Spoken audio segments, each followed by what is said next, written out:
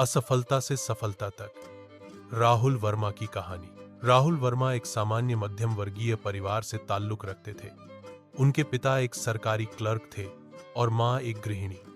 बचपन से ही राहुल में कुछ कर दिखाने की ललक थी, पर उनके पास संसाधनों की कमी थी।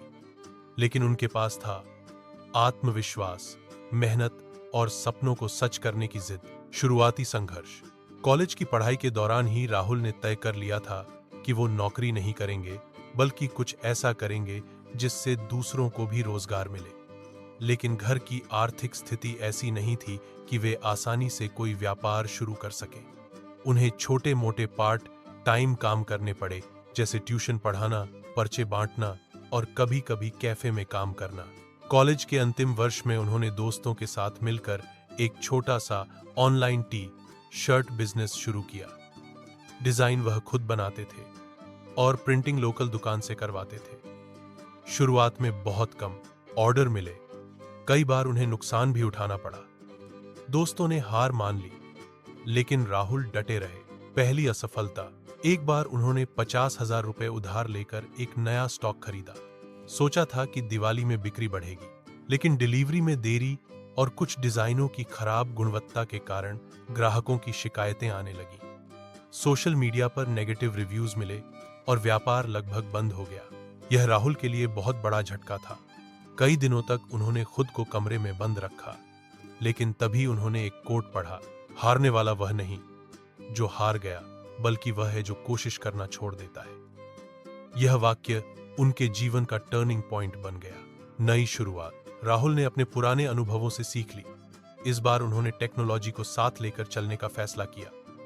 उन्होंने YouTube पर डिजिटल मार्केटिंग सीखी, वेबसाइट बनानी सीखी और फ्री ऑनलाइन टूल्स का उपयोग करके एक प्रोफेशनल ई-कॉमर्स प्लेटफॉर्म तैयार किया। अब वे सिर्फ टी शर्ट नहीं, बल्कि पूरे custom merchandise, mugs, bags, phone cover आदि बेचने लगे।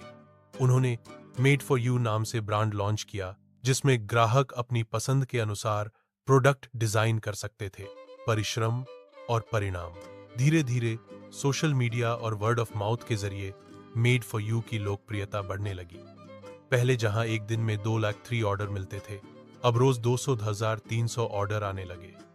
उन्होंने कुछ युवाओं को नौकरी पर रखा और एक छोटा सा ऑफिस किराए पर लिया। उनकी मां, जो कभी कहती थीं, पढ़ाई कर ले, कहीं नौकरी लग जा, अब कहती थीं, तेरे जैसे बेटा हर मां को मिले। राहुल का आत्मविश्वास बढ़ता गया। उन्होंने लोकल आर्टिस्ट्स के साथ जुड़कर उनकी डिजाइनों को अपने प्लेटफॉर्म पर बेचना शुरू किया। इससे दो फायदे हुए, कलाकारों को कमाई का मौका मिला और ग्राहकों को यूनिक डिजाइन्स। समाज के लिए योगदान। राहुल का मानना था कि व्यापार सिर्फ पैसे कमाने का जरिया नहीं, बल्कि समाज को बेहतर बनाने का माध्यम भी हो सकता है। उन्होंने एक बिक्री ईकल किताब नाम से एक अभियान शुरू किया। हर बिक्री पर एक किताब किसी जरूरतमंद बच्चे को दान की जाती थी। यह पहल वायरल हो गई। मीडिया ने उनकी कहानी छापी। कई प्रतिष्ठित संस्थानों ने उन्हें मोटिवेशनल स्पीकर के रूप में बुलाया। अब वह सिर्फ एक व्यवसायी नहीं, बल्कि युवाओं के लिए एक प्रेरणा बन गए थे। सफलता की ऊंचाइयां। कुछ वर्षों के भीतर मेड फॉर यू 1 करोड़ों का ब्रांड बन गया। राहुल को फोर्ब्स 30 अंडर 30 में शामिल किया गया।